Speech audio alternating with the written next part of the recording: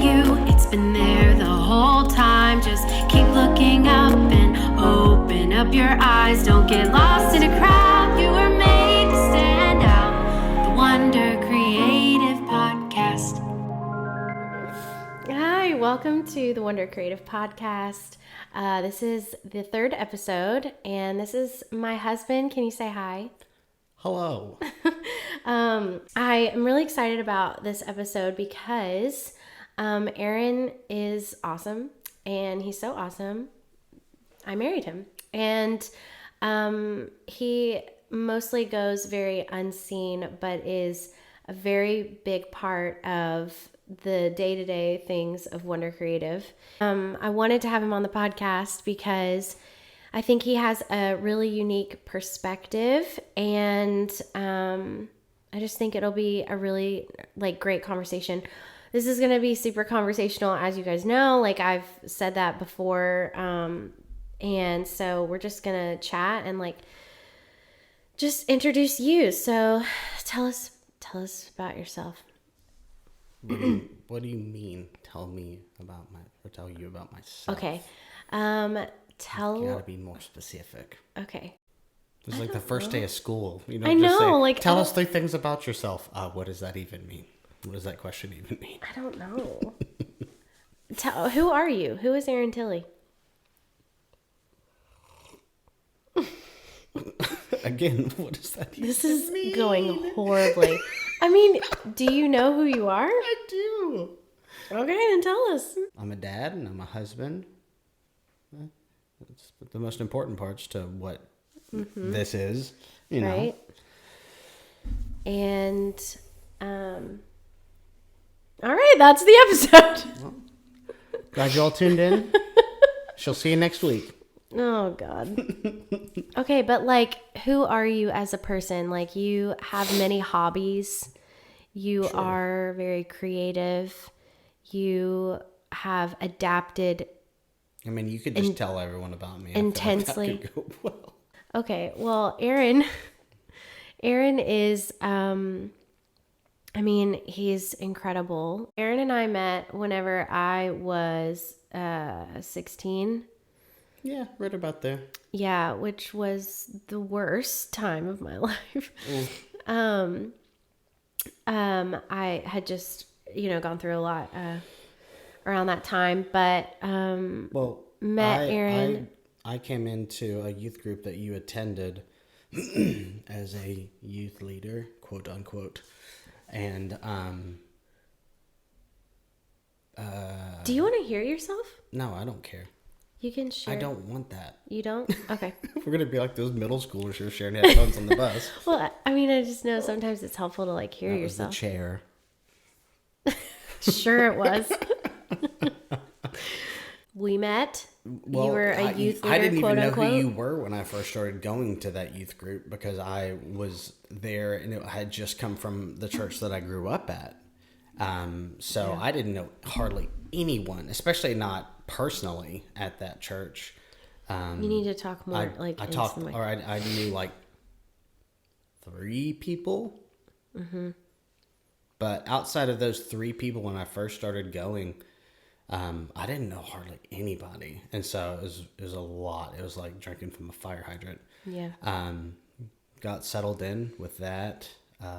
Helped out with the drama, and then I was like, I sang at my old church. And by drama, he means we pantomime and yeah, stuff like that. We did. We were in a a dance group. Dance, pantomime kind of thing.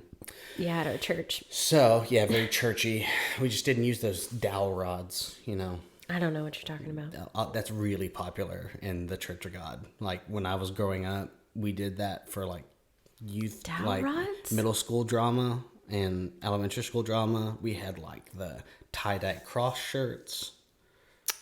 And we I don't know. dowel rods. I don't know what you're talking about. I know. That's what I'm explaining.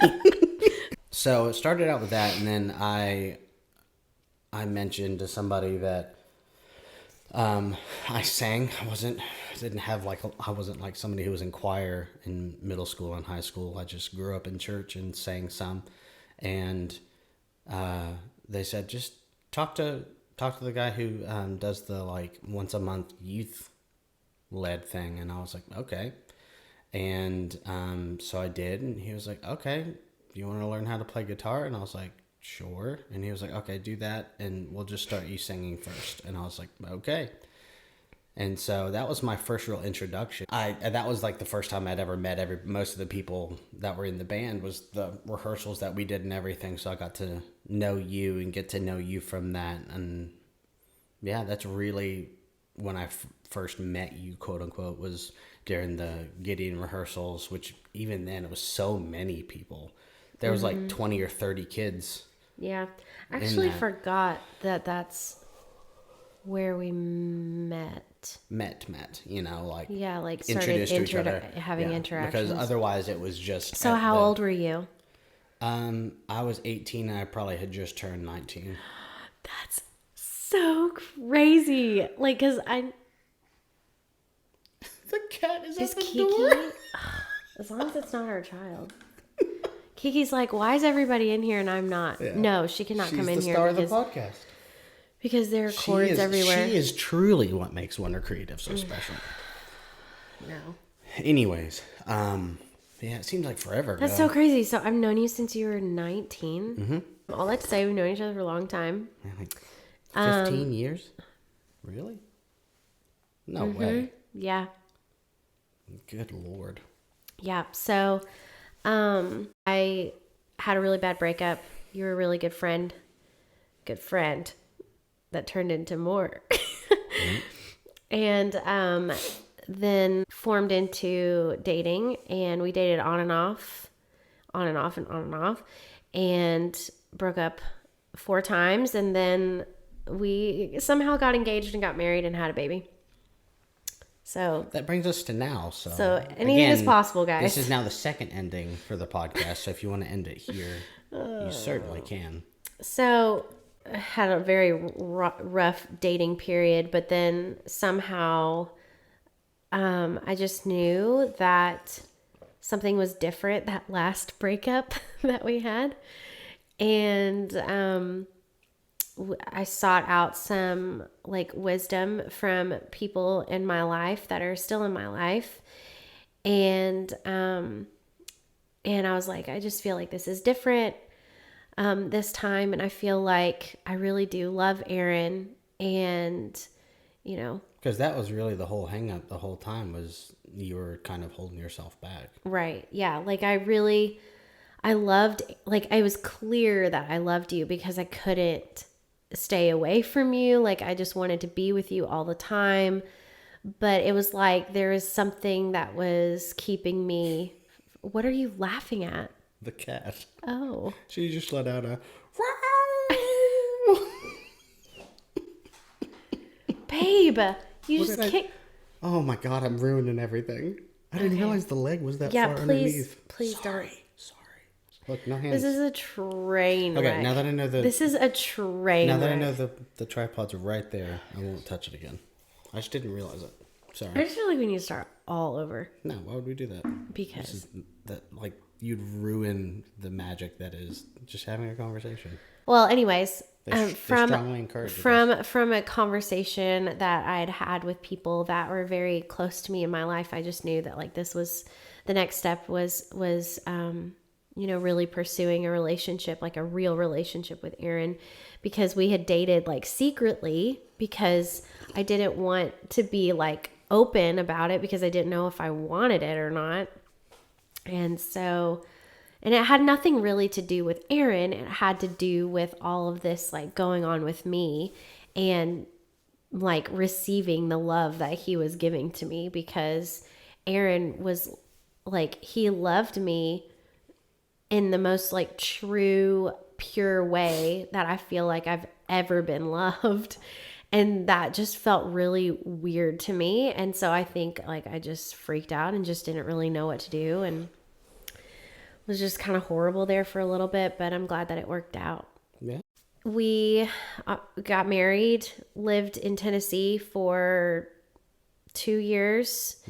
And then we moved to South Carolina and lived there for a bit. And that's whenever we really started dreaming about our life and about children and, just what couples, dream about for themselves. Home, like making our house a home and all that stuff. And then I got laid off from my job. And, back up. I was pregnant. We had our son. And that was something that you really felt. It's a real big wrench in the whole we got laid off. Yeah. Well, they know. They've heard the story. But, I know. like you had really felt like it was time for us to like create a family. And so, and I'd felt that too. And so, we had our son, and then getting laid off was like huge. And so, then I started Wonder Creative. So what was going through your mind, whenever all that happened, whenever I got laid off, and then whenever I started Wonder Creative, like, did you believe in it, or were you like, I don't really know? Like, what was going through your mind? Well, about getting laid off, I just was like, well, this sucks. Yeah. It sucks real bad, because, that was the greatest source of income. Like, I never finished going to school, as in finishing a degree. I just did not feel like that was for me, because there's nothing that I felt I could gravitate towards. And I'd already invested so much. Like, if I could go back in time, I would probably just do a trade so that way I could still make money and everything. But we're far removed from that. So anyways, you were the one that I was like, well, unless I just suck it up for a while and like get some management position at something that I'm, I don't need a college degree specifically for, like your job, then I, just needed to accept that this was going to be what happened, that you were going to be not necessarily the primary breadwinner, but yeah, I guess that's the best way to put that. We both were like, yeah, out of the two of us, I will probably be making more money. Mm-hmm. About you starting your own company is I was all for that, because I could see the stress that you had working for other companies and doing things like that. And I just knew that to be your full self, or whatever you want to say, that I felt like it was important for you to do this, because you're an extremely creative person and you're very passionate. And I just wanted to see those things thrive, because if I live, like, I know better than anybody how miserable you get whenever you have to work like that. Like I had to experience all of that along with you, and it was awful. And I had to go back to, the job that I got laid off from, I only had like eight weeks of maternity leave, and only 6 weeks of that is paid. Yeah. So,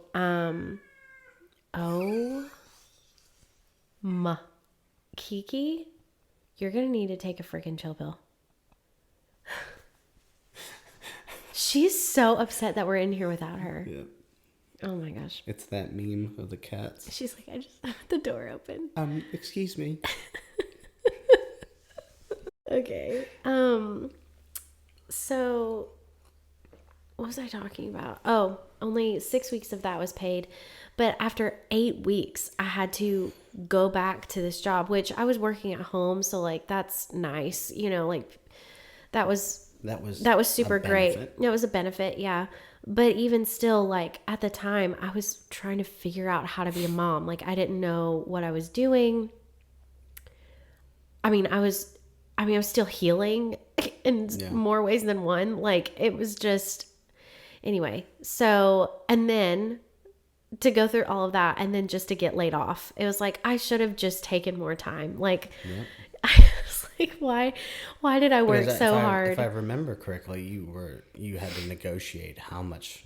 Yes, they wanted me to take, I had to negotiate like how much paid time I was getting. And so that's what you meant by and I had been with the company for over 2 years. Yeah. So, Yeah. That was essentially what you were trying to say, was you should have taken more time. You should have fought harder for more time off, because or even just they were like gonna throw you out the door at the end well, of it I mean, anyways. or even just taking unpaid. Like I remember working so hard to get myself together to go back to work, and only to be laid off. It was like, well, great. And awesome. I was working in the management team of like a pretty popular chain pharmacy at the time. So three, you can guess from 3 different ones. Yeah. And so I had told them, whenever you got home with Asher, I was like, I'm out. Like, I'm quitting. Like, I don't want to do this. Right. I'd much rather be, oh my gosh. Just ignore. Much rather be at home and, help Chloe as much as I can. And not only were they like, okay, whatever, but they also asked me if I could work past my 2-week notice. And I said, no, I gave you a 2-week notice. I work 2 weeks and that's it. I'm out. But to finish that thought though, I was excited and scared all at the same time, because it's a big deal. You have that statistic about businesses failing. You have, it's just uncharted territory. So to jump off and not know exactly where you're going to go and how that is going to look, and not have any sort of like life preserver. Yeah, and like not having, especially not having any like stable income, because everybody that's within your business knows that it fluctuates terribly bad. Yeah. So, I mean, it was just a lot of emotion all at once. Yeah. It was a lot of excitement, fear, but like not in the like you're watching a horror movie kind of fear. It's the like you're getting to the top of the climb of a roller coaster. Sorry. And you're trying to you're anticipating what's going to happen, but you're not sure. Right. So, what was the reasoning that you quit your job once we had Asher? I don't remember our exact I don't either. Conversation. That's why I'm like, looking back and knowing what I know now and everything, it was just a feeling of wanting to be a good dad. I think you had the side job thing, and so I think you were just maybe going to do that. Yeah, it was online work, and I was working for a company helping put in data. Mm-hmm. That was going to be part of it, and then that didn't work out, and so that was a big deal. Yeah. Yeah. Wow. Yeah. It all kind of runs together. Yeah. It's just, yeah. So we were just kind of acclimating to new life, and then I got laid off. So then I just was like, I'm just going to start my own thing. So we started on that journey, and then it sucked because we started to pretty much lose everything. Mm-hmm. It was just like a journey of us slowly losing everything. So, couldn't really make ends meet. I felt a lot of like excitement and purpose behind what we were doing and like the path we had chosen, but it was just like not manifesting the way that I thought it was going to. Yeah. And so I think it could have been really easy to give up in those early times, but there was always something like keeping me like going. Yeah. Because there's like a couple months where you just kind of like put it to the side and you were like, I can't do it right now. Right. Yeah. And I don't know what we were even doing, but I don't know what we were doing. I think that was right when we moved to Georgia. Yeah. And that was a big benefit because two of our really good friends, two of our really good friends offered to let us stay in their house. Yeah. Which was incredible. Yeah. And I started as full time as I could get without being part of their management, whatever, at Starbucks. So in that time, of us living with our friends and all that, just like working on my business and just trying to like make it be something, we kind of started to get like our feet. What's the term? What? What's the term? What do you mean? Our feet under us? Yeah. Is that the term? Yeah. And whenever we moved to Georgia, we kind of took a turn where we had really decided, okay, entrepreneurship is like, this is our life. Like, this is like, we really like it became solidified in our journey. Even for me, because I even had like a little venture into that, Right. and then the pandemic hit, and it was Right. like, well, Right. don't even have a brick and mortar store yet, so Yes, and just we gonna knew- pack that up for a minute. We even knew, like, from the beginning of our marriage, we were in marriage counseling, and with our pastor at the time, and then still our pastor. But he just like spoke into our lives and was like, I really feel like there's something like entrepreneurial, like on your marriage. And I was like, at the time, I was like, what? Like, Well, I don't, for what is an entrepreneur? Like, I didn't even know. For you, I felt like that was more closely associated because you had already talked about doing that, like with your current career. But for me, I was like, what are you talking about? No, I had never thought of doing We had that. talked about that. I had whenever we got married? Yeah. No. I could have sworn that you had been No. like, maybe I could start something of my own. No, I never thought that. No, I never No. thought that. Okay. I always saw myself like, for some reason, I always saw myself owning a business and being a CEO. And like, I would have a vision of myself like in Okay, so blazers. that's what we talked about. And like, I would be like leading something, but I never knew what it was. Okay, so that's what I think I remember. Okay. Not necessarily But I never shared that with when anybody. they're creative. Okay, you've shared a lot with me. Well, yeah, but So- I mean, like, he didn't know that. He didn't know that. No, that's not what I'm talking about. I'm talking Okay. about us. Yeah. Talking about in the moment of him talking to us about that, I felt like in our conversations that I felt like that was more applicable to you and not me, because I was like, what are you talking about? Because I didn't know. Like, I was like, what would I even do? I don't have a degree in anything. I don't have like anything like an interest strong enough for that. Yeah. So but I just felt like it was more applicable for you. You have this dream of the comic book store and Well, comics are kind of in the pooper right now. So okay, well, board game, sure. comic Okay. book, all that, those kind of hobbies. A hobby store. Yeah. Yes. And so something that's still in his heart to do, and that's like phase 2 of the Tilly dreams. Once we Phase get 3 some is whatever, Asher wants to do, I guess. which could be anything. Yeah, there's really no telling. So we really became married to the whole idea of being entrepreneurs. And so that was what shifted you into being like a full-time stay-at-home dad. Yeah, because before we had kind of juggled it. Right. Where you would take care of Asher and like be there for X amount of hours, and then I would, and I mostly was working at night. yeah. Yeah. Yeah. Because I didn't really have enough work to be working like all the time Yeah. at that point. But then once we moved into our house here, I was starting to kind of pick up in clientele. Tell me like what that was like for you, like the learning curve for you to being a stay-at-home, like full-time dad. I feel like it's a lot of just learning the cadence of it all, and growing with your child with what you do.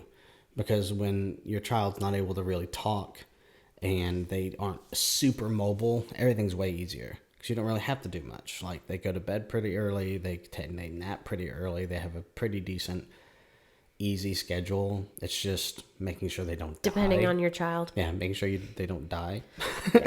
But when they grow, you have to kind of roll with the punches and grow yourself in what you do. Like, things that he and I did whenever he was 2 do not work now.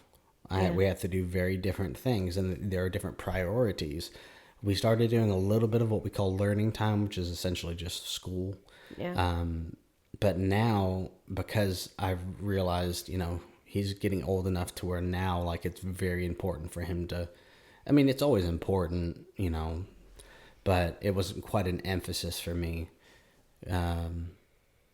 So now it's, we do that every day, and it's extremely important. But whereas when he was younger, it was not as important. You just change. You do things differently. You realize when your child gets to be about 3 that they kind of need at least a decent amount of physical activity during the day for them to take a nap or even remotely want to sleep at night.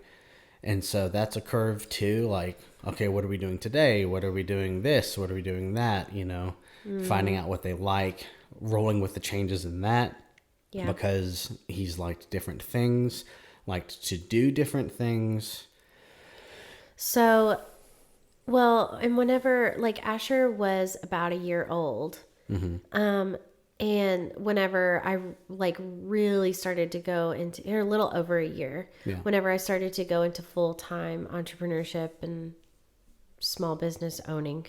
So, he was kind of transitioning out of that baby stage into the toddler stage, where he could depend more on you than me. Because up until that point, like, it really was mama all the time. Yeah. And, because I was still breastfeeding and, like, which I breastfed for a long time. Yeah. I feel like that was the point that you were able to really step in and be more present, I suppose. And start like establishing your role as his dad. Yeah. Not that you hadn't, like, because we very much, like, our marriage, we do everything together. Yeah. Like, we make all decisions together. We talk about everything, like, or at least I think we do. She's lying. And she's lying. I'm not lying. So we pretty much talk about everything. And then when it comes to Asher, we both very much carry the weight of parenting. And, I don't put it all on you and you don't put it all on me. But things just kind of like shifted at that point whenever I started going into full-time, Wonder Creative stuff. I do feel like there was a little bit of a learning curve there for you. Yeah. In like taking that primary role during the day. And that took a little bit of time. Like, it took a little bit of time for you to, like, be excited about that.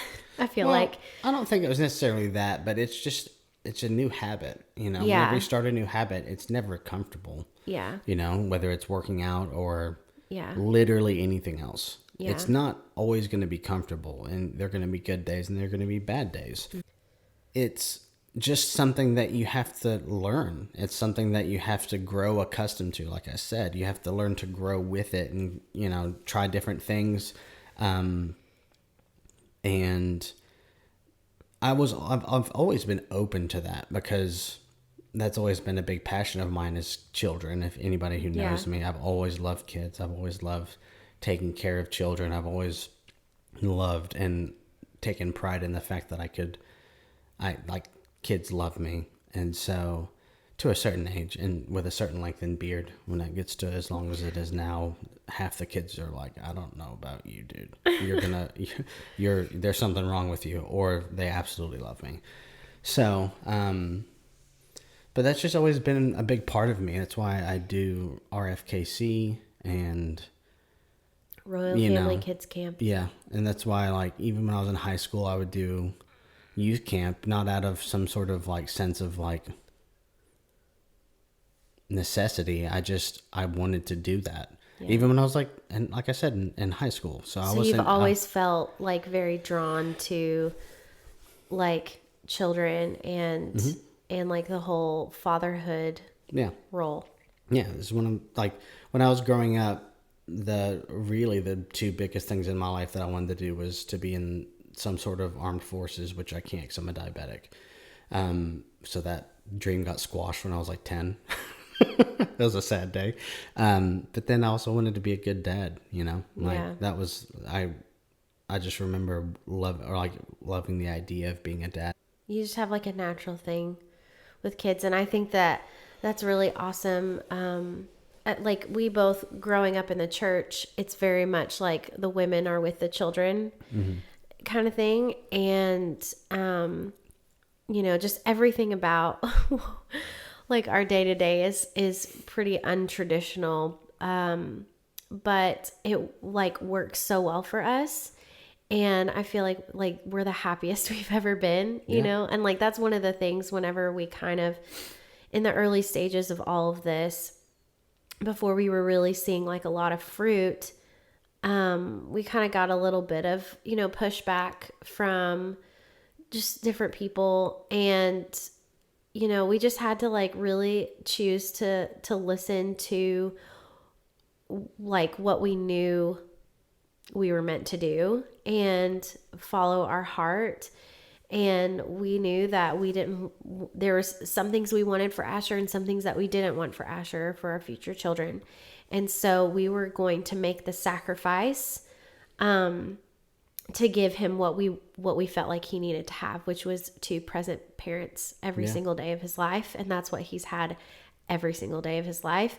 And I know not everyone is able to do that. And by no means am I saying that we're the best and like, shaming anybody that does anything different. I do not believe that, because I believe that every child needs different things. I think like one of my favorite things in our marriage has been like watching you grow into being such a good dad. Like you were a good dad the moment that he was born, but like seeing you evolve and like be. Well, it's different whenever he's newborn to now. I know, but what I mean is like just seeing like how you really like made this your own, and I think it's really cool because like for moms, there's like all these like mommy Instagrams and influencers and all this stuff. And you don't really see that with dads. Correct me if I'm wrong, but I've never seen like, you don't see that. Like, it's not something that's like, plastered everywhere. It's like daddy influencers. You have an opportunity to really like create something that is authentic. And I think that some like moms are just trying to be like every other mom or try to be like the cookie cutter mom or whatever. And it's like, you're just like doing what you feel is right for Asher. Yeah. And I think that's really cool. But like, also I think it's a shame that, dads who stay home with the kids and the mom works or whatever, there's just these stigmas and things. And I just hate that. And I hate that there's not more resources for dads who stay home with the kids. And I also hate how it's just perceived. Or it's the phrase you always say whenever, because there have been a couple of people that have like said something like specifically to you in a way like he's watching Asher. Oh yeah, he's like, what? Yes. Oh,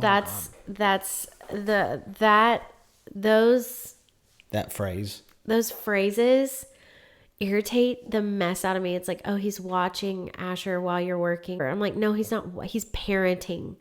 He's parenting our child while I'm working. Yeah. And that's how I say it, And I know some people don't mean it. You just scratched the mess out of my arm with your ring. Really? I'm so sorry. I didn't even notice. I mean, you gave it to me. It's your own fault. Some people don't mean it, that way. Yeah.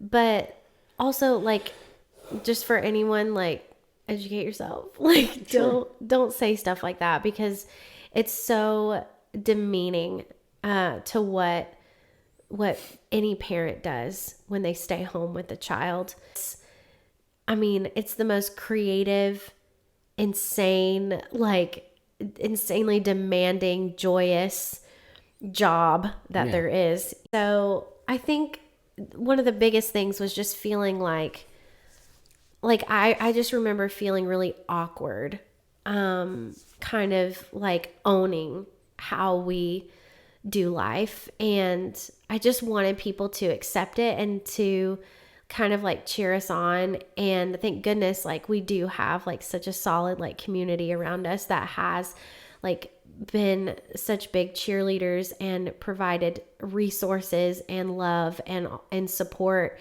as we're kind of, going along this path. But well, that's what I was going to say. We also faced a lot of, you know, stuff in those early stages, like I said before we saw any fruit, and people are just like, this is not going to work. Like, what are you doing? But, you know, the thing that I always said, I was like, we are the happiest we've ever been. You can't take this from us. What I was going to say was, speaking of our community, when we lived in South Carolina, I had a great friend of mine, Evan Kilpatrick. Evan. He modeled this for me before I had the chance to do this, because while we were living in South Carolina, his wife had a great job as a school teacher, and he could have gotten a job. And we talked about this plenty of times. We'd go to Bojangles every week, and me and him and his little boy would go to Bojangles, and we would get chicken biscuits and sweet tea, and that probably contributed to me gaining like 30 pounds. Yeah. But, you know, happens. And I remember just having a lot of conversations with him about parenting and everything, because we didn't have Asher at that point.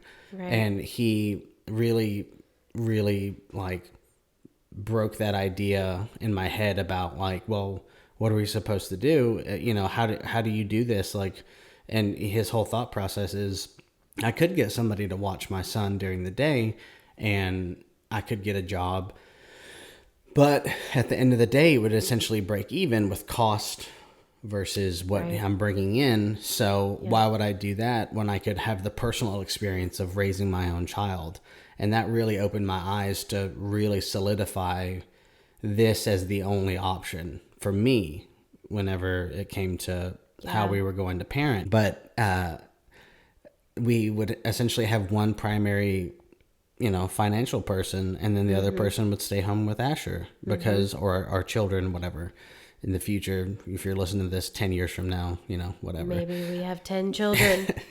That'd be a lot. Baby every year. So, but that really opened my eyes to say, no, this is possible, because I saw how well he fathered his son, and that brought me a lot of pride to see somebody who I think of as a really, really close friend of mine do that and be successful in it in a way that, you know, most of society would say it's probably not he should be the one to, you know, go get a job.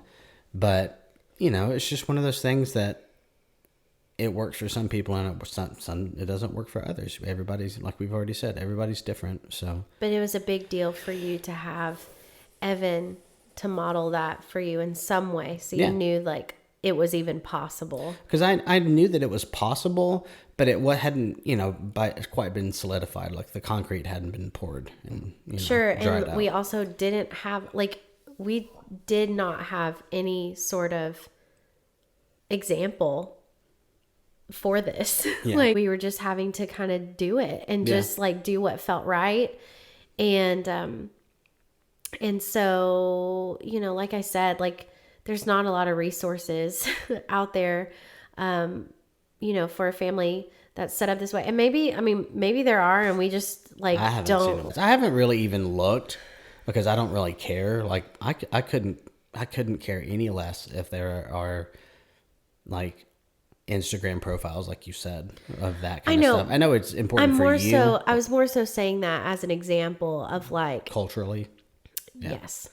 Well, I mean, to touch on that, it's difficult, but I feel like, you know, with how a lot of things are changing right now in our culture, it's becoming more common to see that kind of thing, or just see the non-traditional, as it were. Yeah. And so I don't think that it's as uncommon now, but it is still one of those things where if you're just meeting somebody on the street, it's like, oh yeah, my wife's an entrepreneur and I stay home with the kids. Yeah. Like, all right, buddy, you gotta, you know, like the interesting thing they're gonna demean it. I think that it depends on how I handle that.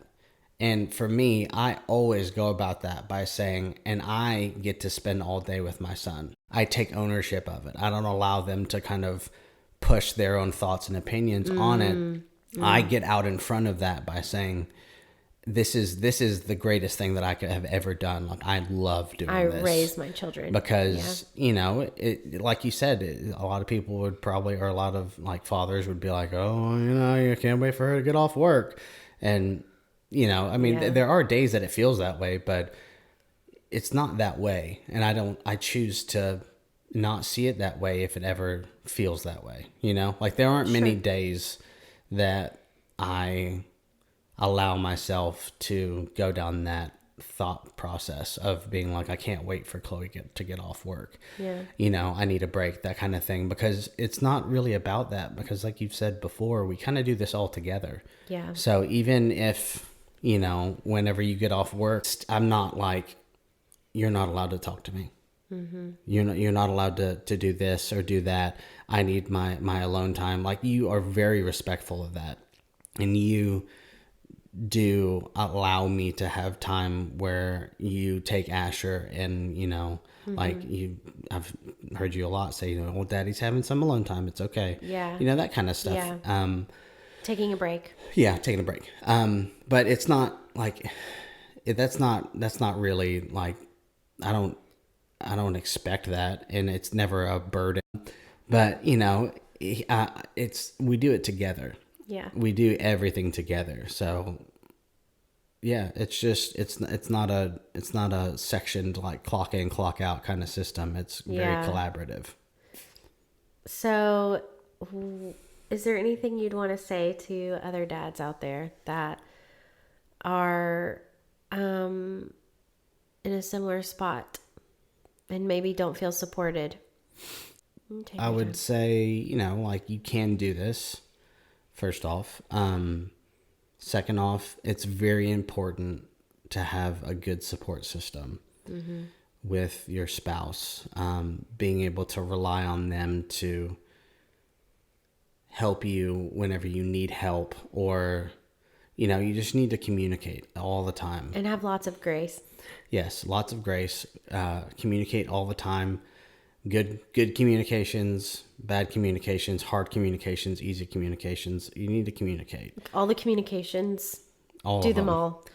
Because it's important to be on the same page. Because we've had plenty of days where we have not started on the same page, and we've needed to get there. And, you know, it's just through the hard or the easy points in that, it's just, you need to be able to communicate. Yeah. And be able to come back to each other and be able to be on the same page and be a team.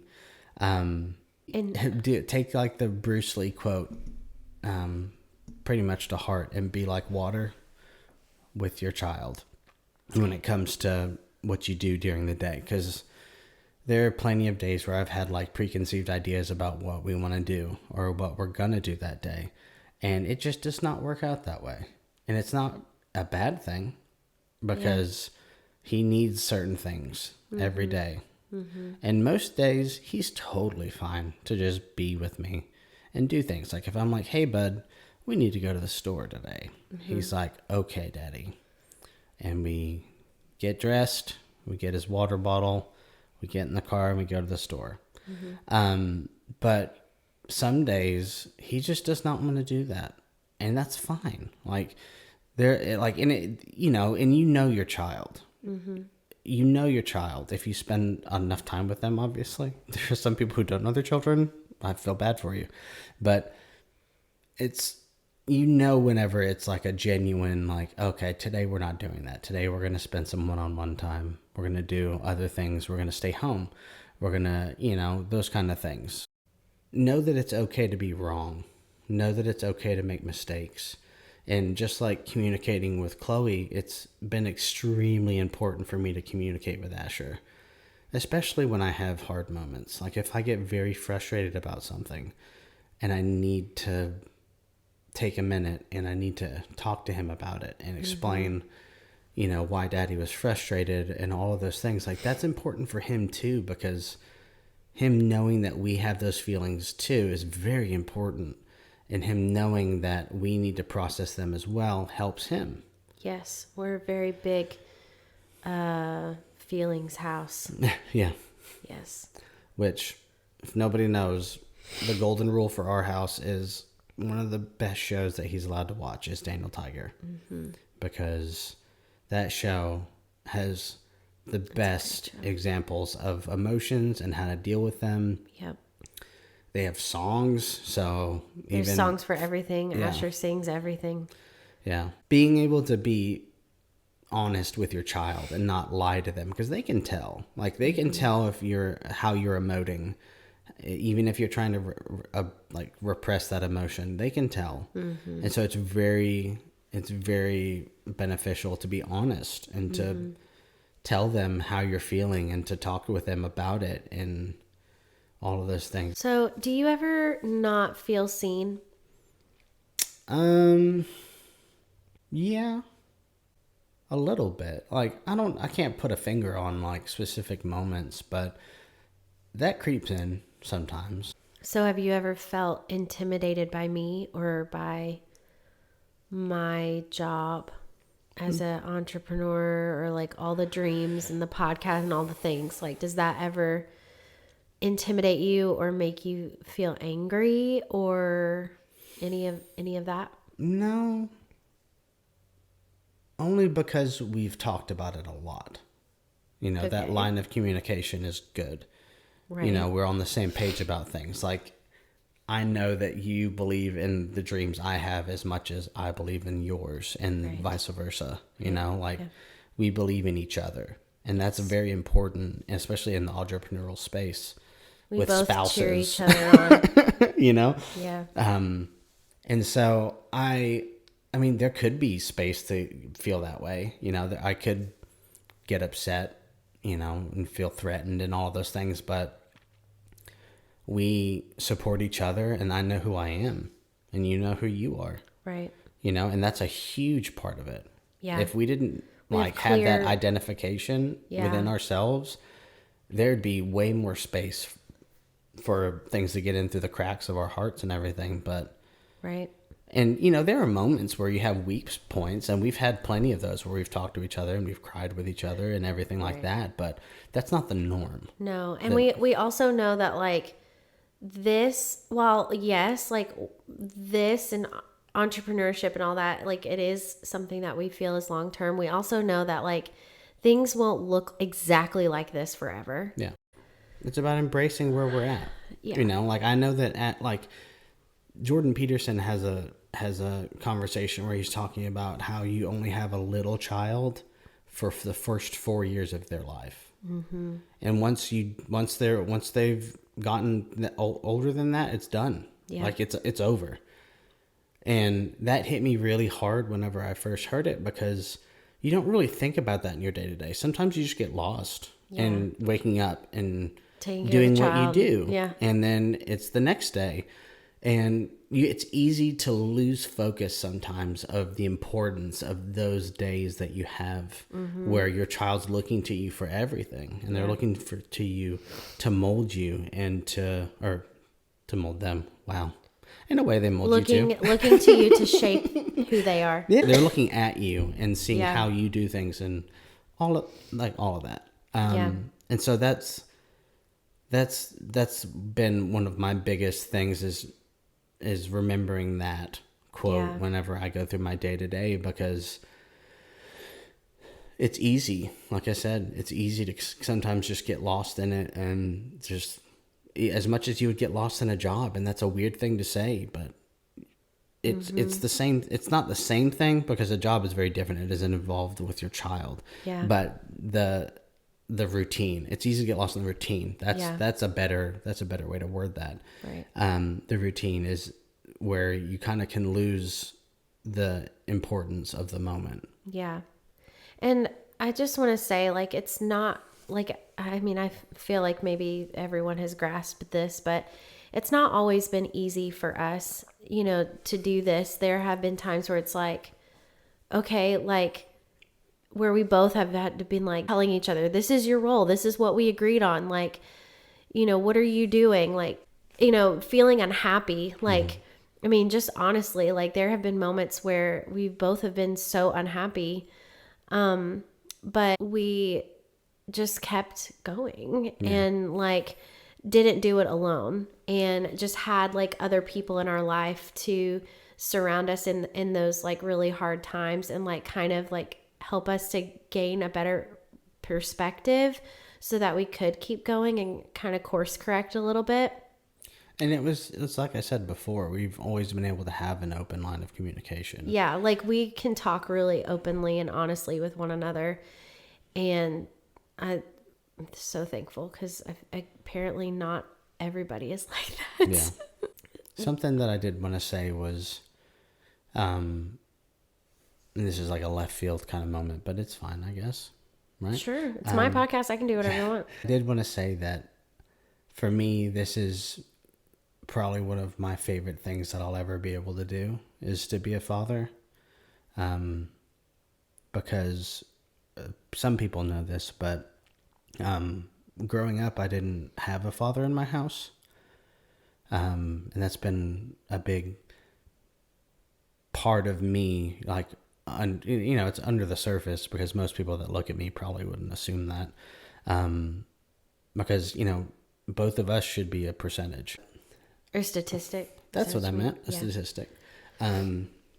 But I just had several people in my life that really stepped up and really helped me out and helped me grow into the person that I am today. And so it's just made me want to, like I said, when I was growing up, I just wanted to be a good dad. And a big part of that was because I wanted to be different than what I had. Wow. I wanted to show that there can be good dads. You can have a good father that's present and is there all the time, not just sometimes. Right. So I just am incredibly thankful for the people that are in my life and were in my life in past seasons more involved. There are still some that are still involved in my life from way back when, like my old youth pastor, Jonathan. Like, I see people who listen to this might know him, may not, but he was a big part of that because he was a strong male figure in my life, and he was there for a lot of hard seasons of my life when I was in middle school and high school. Those are big formative years. Yeah. So, and then, that was just one of the ones I can think of off the top of my head.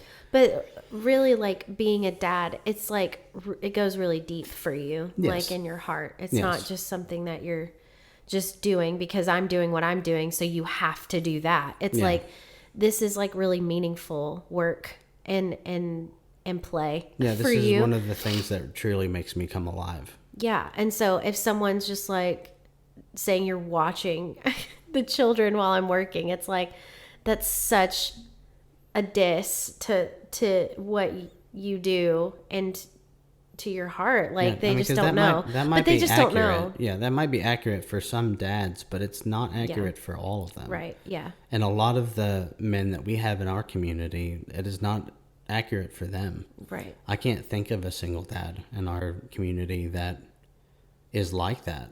Yeah. They're all so intentional. Yes. Yeah. All of them. Yeah. It's incredible. Yeah. I'm so thankful for that. Anything else on your heart? No. Anything you would tell yourself, your past self? That's something you tell me to write down. It's as great as you think it's going to be. Oh, that's really profound. Life and marriage and parenting, all of those things. That's really sweet. It's gonna make me cry.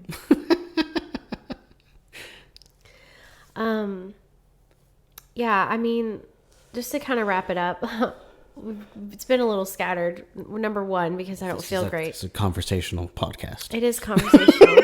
And the whole reason... It's what you signed up for. The whole reason why I put that in the description was because I knew that I would not be able to keep it together on a podcast. But mainly, like, to wrap it up, sorry, what I was saying was I don't feel great. It's very late at night. And it's like the third virus in 2 months. So done. So done.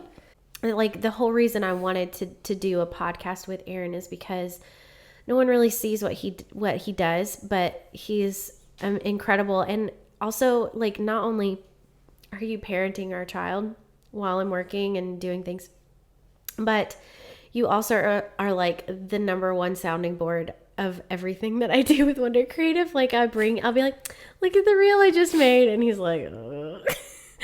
Or like, yeah, it looks great. Yeah. It's wonderful. Yeah. I'm like, Beautiful. do I look stupid? Does this sound stupid? Like, literally all the time. So Aaron's like the first to see pretty much anything that I do. If I finish a site, I'm like, look, this is what like, if I work late one night, cause sometimes I do work at night, but I'm trying not to. But if I like finish something, I'll like bring it to him at like come in the bedroom late at night and be like, look what I made. And I'll show him everything. And he will be my biggest cheerleader, and he will care, like genuinely care, or at least you pretend like you care. I mean, yeah, I care. Okay. But like he will genuinely care about what I'm doing. And like that just like means so much to me.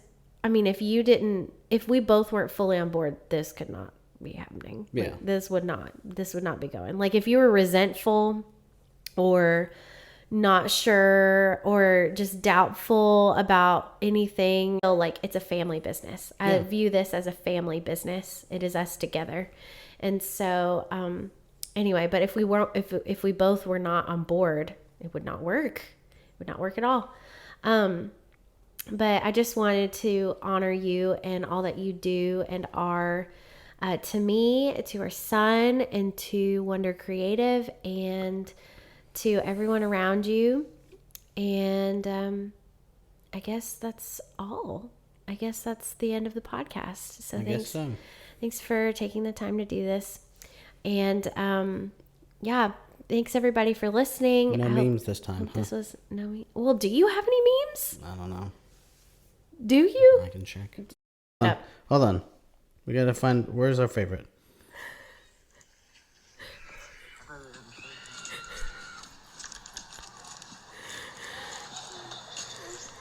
All you do is grab the candy. The attitude. Girls, grab your candy. Okay. Thank you everybody for listening. I hope this was perhaps encouraging to maybe any other families out there that do things a little bit differently, and any other entrepreneurs, especially families that have entrepreneurs in them. Parenting, entrepreneurship, all that stuff. But yeah, thanks so much for listening, and we'll catch you on the next episode. Bye.